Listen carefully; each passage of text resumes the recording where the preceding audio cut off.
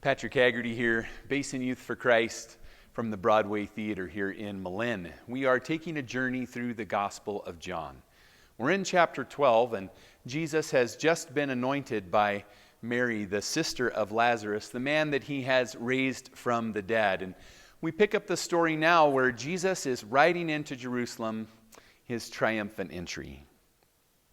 Chapter 12, verse 12, the next day, the news that Jesus was on the way to Jerusalem swept through the city, and a large crowd of Passover visitors took palm branches. And they went down to the road to meet him, and they shouted, "Hosanna! Blessings on the one who comes in the name of the Lord. Hail to the King of Israel." Jesus found a young donkey and rode on it, fulfilling the prophecy that said, "Don't be afraid, people of Jerusalem. Look, your king is coming riding on a donkey's colt." His disciples didn't understand at the time that this was a fulfillment of prophecy, but after Jesus entered into his glory, they remembered what had happened, and they realized that these things had been written about him.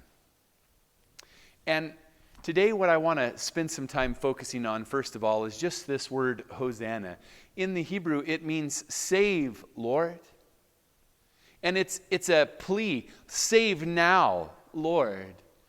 They see Jesus riding in on the donkey and they cry out, "Hosanna, save now, Lord. Blessed is the one who comes in the name of the Lord." But how does Jesus come? And that's what I want to talk about today. He comes riding on a donkey's colt to fulfill the prophecy from the Old Testament written hundreds of years in advance, saying that when their Messiah come, he would come riding on a donkey's colt.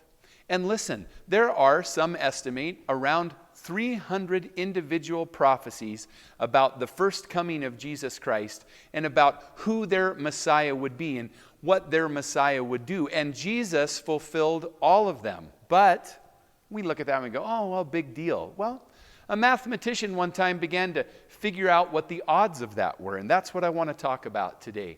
First of all, let's think about the odds of other things in our society today regarding messianic prophecies, right? How could Jesus have fulfilled these things? What are the odds? Let's look at some odds of common things.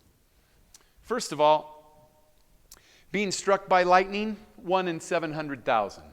Becoming a movie star, 1 in 1,505,000. Then all the way down here to winning the Powerball lottery, 1 in 175 million. Okay, those are those sorts of odds. What are the odds that Jesus didn't fulfill all 300, but if he only fulfilled just 8? Just 8 of the prophecies. What's the probability of that? Well, a mathematician figured that out. Here's the probability.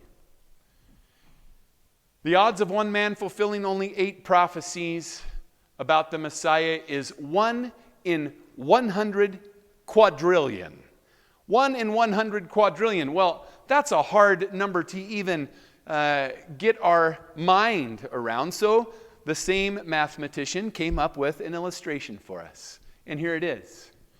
If we were to take the whole state of Texas and we were to bury the entire state of Texas 2 feet deep, that's about like 2 feet deep in silver dollars, and we marked only one of those silver dollars. And then we blindfolded a man and we told him, "Hey, go out there and pick up any silver dollar that you want to, but you can only pick up one." What are the odds of him picking up the one that was marked correctly? Well, it's 1 in 100 quadrillion, the same odds of Jesus fulfilling only 8. But Jesus didn't just fulfill only 8. He fulfilled all 300 with absolute perfection. And he did it to prove once and for all, forever, that Jesus Christ is the Messiah.